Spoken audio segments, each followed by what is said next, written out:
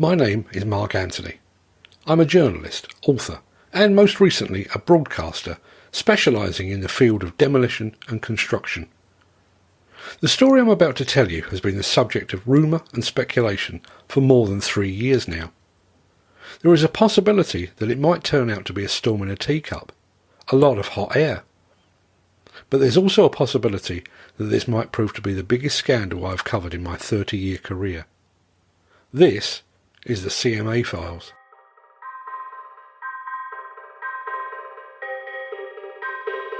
Three years ago, I received an ominous-sounding phone call that spoke of UK demolition companies being raided by the Competition and Markets Authority. At the time, I had no idea who or what the Competition and Markets Authority were, or the power they wielded. I had no inkling that the organisation's initials would slip so easily into the demolition sector's vernacular, or that those three letters would come to dominate industry discourse. And I certainly had no indication that the conversation about the CMA investigation would still be ongoing 3 years later. I finally made it back to the office a full week after I'd been told about alleged raids on one or more UK demolition companies.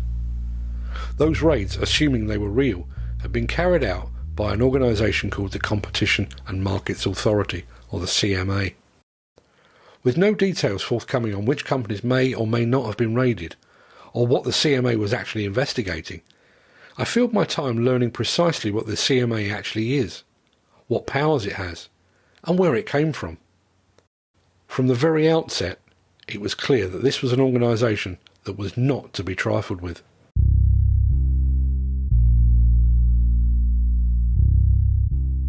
Those of a certain age might recall that there used to be an organisation in the UK called the Monopolies and Mergers Commission.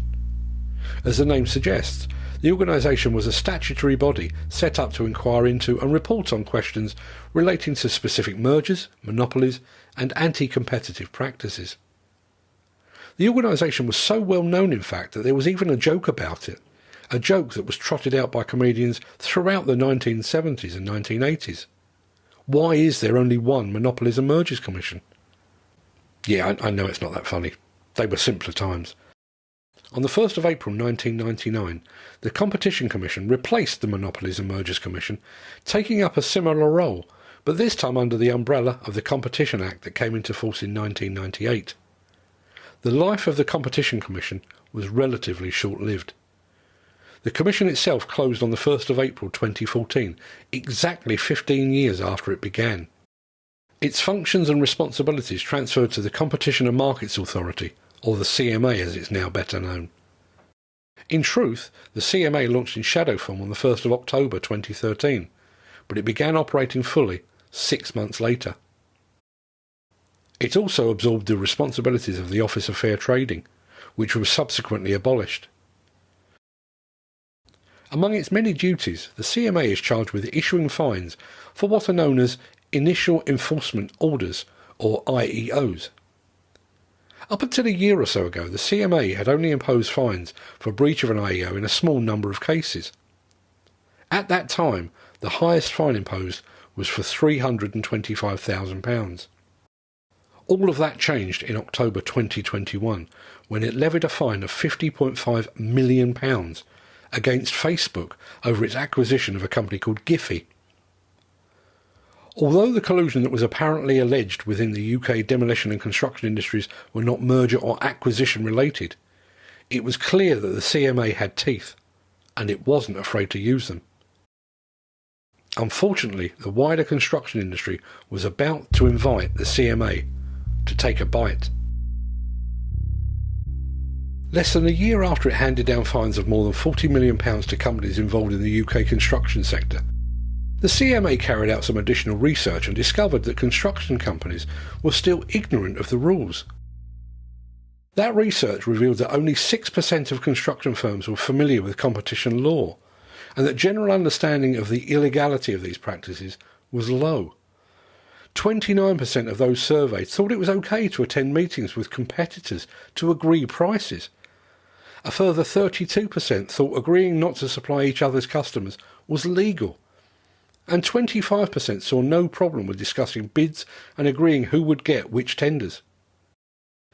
At the same time as releasing the findings of its research, the CMA also lifted the lid on secret conversations that take place inside illegal cartels. An investigation into a precast concrete drainage cartel that resulted in £36 million in fines in 2019 revealed that the businesses concerned held regular secret meetings away from business premises in hotel meeting rooms. 4 of those meetings were secretly recorded by the CMA. The businesses discussed and agreed certain price lists, which were then used by sales teams as a basis for negotiating with customers. They also decided that they would not compete for each other's customers on certain fixed price contracts. One of the individuals at a cartel meeting said, "I'm quite happy if we agree jobs because, it's pointless cutting the bloody price. We should be sticking out, as we've always said, get a better price." And another said, "Just set the term deals up. Set the market rates up and the merchant rates up, and the likelihood is you're going to get the same market share." The industry apparently failed to heed the warnings. In November 2020, the CMA handed down fines of over £9 million to a pair of rolled lead suppliers, Associated Lead Mills and H.J. Enterven. Following an investigation into suspected cartel conduct, the CMA found that the 2 companies had broken the law by entering into anti-competitive arrangements. Both firms admitted their roles in the illegal cartel. The anti-competitive arrangements took place between October 2015 and April 2017 and included colluding on prices, sharing the rolled lead market by arranging not to target certain customers, and arranging not to supply a new business because it risked disrupting the firm's existing customer relationships. Each of the arrangements also included exchanges of commercially sensitive information. The CMA had tasted construction sector blood, and apparently it liked it. Just a month after it had fined the rolled lead firms, it would fine a pair of companies involved in the supply of groundworks products to some of the nation's largest construction firms. VP plc and MGF Trench Construction Systems Limited were fined more than £11.2 and £3.7 million respectively. The CMA found that the companies colluded illegally to reduce competition and maintain or increase prices. This involved sharing confidential information on future pricing and commercial strategy. They also coordinated their commercial activities to reduce uncertainty, including monitoring each other's prices and challenging quotes they deemed too low. The CMA found that illegal collusion between VP and MGF lasted for periods totalling nearly 2 years. A third groundworks company, Maybe Hire, took part for a single period of 5 months. Maybe wasn't fined, as it brought the illegal activity to the CMA's attention and fully cooperated with the investigation under the CMA's leniency programme. In short, Maybe Hire had gained immunity by becoming a whistleblower. The CMA likes whistleblowers. In fact, there's an entire section of its website dedicated to the subject.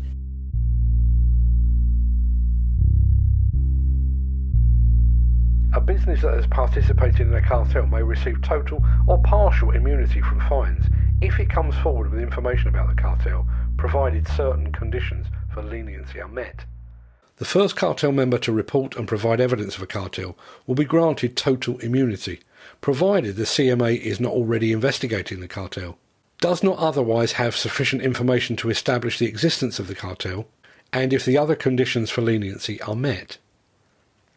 An individual who comes forward with information about their involvement in a cartel may receive immunity from prosecution or a no-action letter, provided they satisfy certain conditions, including admitting taking part in the cartel and cooperating completely and continuously throughout the investigation. This whistleblower immunity may yet come into play. The speculation across the UK demolition industry suggests the involvement of a whistleblower.